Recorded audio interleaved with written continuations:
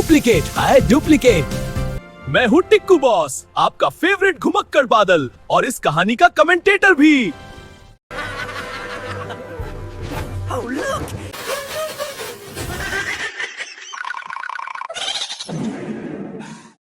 ये निखट्टू क्या होता है पापा? उसके लिए तो तुम्हें मुझसे एक कहानी सुननी पड़ेगी। बोलो, सुनोगे? यस सुनाओ ना कहानी, मुझे भी उनके बारे में जानना है। तो चलो शुरू हो जाते हैं। डुप्लीकेट है डुप्लीकेट। ये कहानी है 2 पैरट्स की, जिन्हें लाइफ में बड़ा आदमी बनना था, लेकिन बड़े बड़े सपने देखकर। लेकिन उनके सपनों के बीच फंस गई थी बेचारी गौरी, यानी कि आनंद की वाइफ।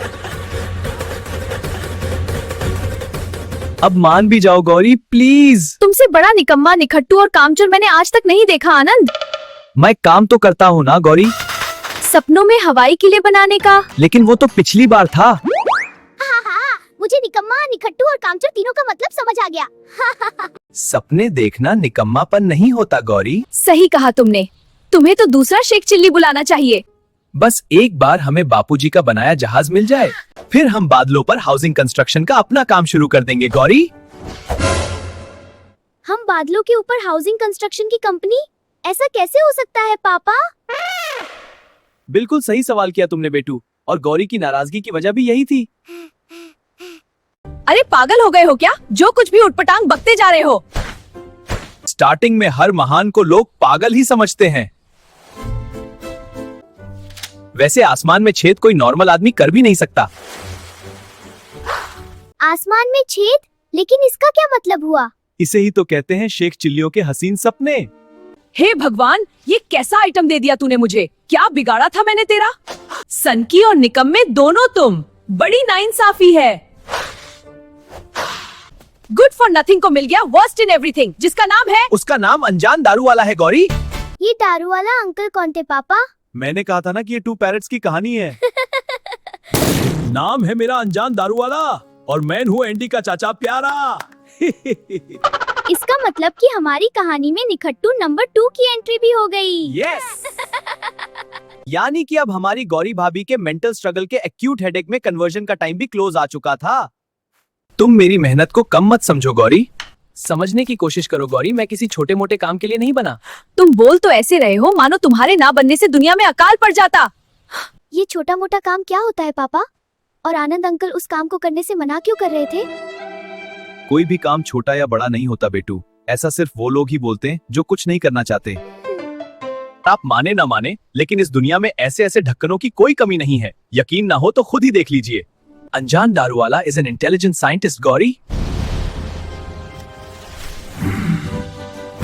Intelligent my foot. आओ बच्चों, तुम भी अपनी आंखों से इस इंटेलिजेंट चाचा के इंटेलिजेंट कारनामों को देख लो। एक रेस हो जाए। लेकिन प्लेन के साथ रेस तो कोई बुद्धू ही लगाएगा, और पैरट को तो फ्लाई करना चाहिए। क्यों, दौड़ते दौड़ते थक गए क्या? कोई बात नहीं, सवार हो जाओ मेरे कंधों पर, मैं बहुत स्ट्रांग हूँ। अरे नहीं, एक तोता हवाई जहाज कैसे उठा सकता है? अभी तो इस कहानी में बहुत कुछ पॉसिबल होने वाला है बेटू। देखना, कुछ ही दिनों में हम करोड़पति बन जाएंगे गौरी। तो भतीजे के बैड लक का जूता चाचा के गुड लक की पॉलिश से चमकेगा। डरता हूँ कि कहीं मैं फक्कड़ पैदा होकर फक्कड़ ही ना मर जाऊं। पापा, क्या सच में ये दोनों निखट्टू करोड़पति बन जाएंगे? पहले पूरी कहानी तो सुन लो, फिर खुद ही जान जाओगे। ये तो बताओ कि तुम लोग प्लेन को धक्का आगे से लगाओगे या पीछे से? धक्का आगे से नहीं, पीछे से लगाया जाता है गौरी। लेकिन पापा, हर रोज मेरे सामने से ढेर सारे प्लेन फ्लाई करके जाते हैं, पर उन्हें तो कोई धक्का नहीं लगाता। क्या हुआ गौरी, अब तो तुम खुश हो ना? चुप हो जाओ आनंद। तुम्हें कुछ समझ भी आ रहा है आनंद कि तुम बोल क्या रहे हो? भगवान के लिए तुम और दारू वाला कुछ सोचा मत करो आनंद, मुझे डर लगना शुरू हो जाता है। तुम्हें एंडी से मिलवाता हूँ, फिर हम साथ साथ आसमान में छेद करेंगे। उन दोनों की तरह क्या उनका प्लेन भी निखट्टू था पापा? यही तो इस कहानी का इंटरेस्टिंग सीक्रेट है बेटू। आओ मिलकर देखते हैं। बाहर आओ एंडी, देखो तुम्हारे लिए एक सरप्राइज है। दारू वाला आ गया, मैं तो चला। बाहर वाले ड्रॉर में ड्रिल रखी है, जाते जाते उसे भी लेते जाना। लेकिन ड्रिल का मैं क्या करूंगा गौरी?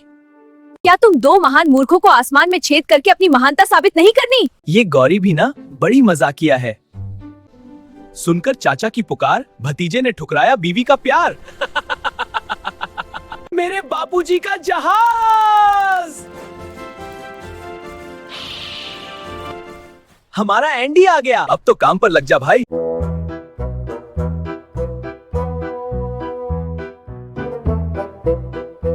नोट गिनने की मशीन साथ में रख ली है ना दारू वाला? हाँ हाँ तू चिंता मत कर, 3D प्रिंटर भी पीछे है। दो तोते दोनों खोते, काश ये बने ना होते। इस जहाज का स्टीयरिंग व्हील नहीं चलता क्या? अपुन अंदर बाहर हर तरफ से पूरा का पूरा डुप्लीकेट है। ये डुप्लीकेट क्या होता है पापा? अगर तुम्हें बिल्कुल मेरे जैसे दिखने वाले एक दूसरे पापा मिल जाए तो?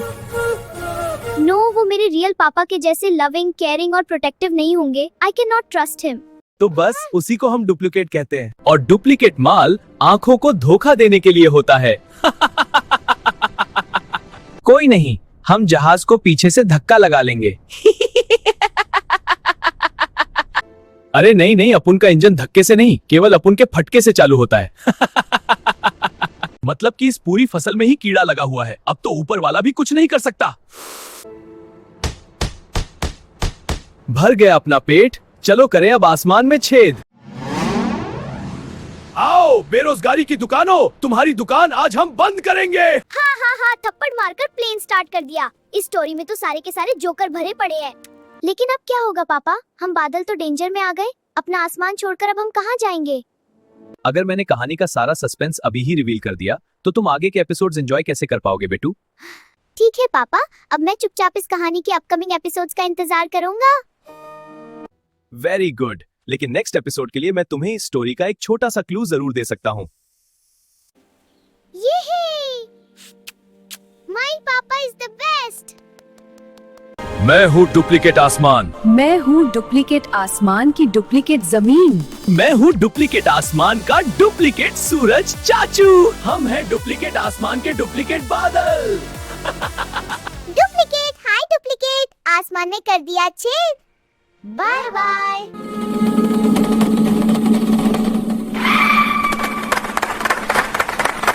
डुप्लीकेट हाय डुप्लीकेट, आसमान में कर दिया छेद। डुप्लीकेट हाय डुप्लीकेट,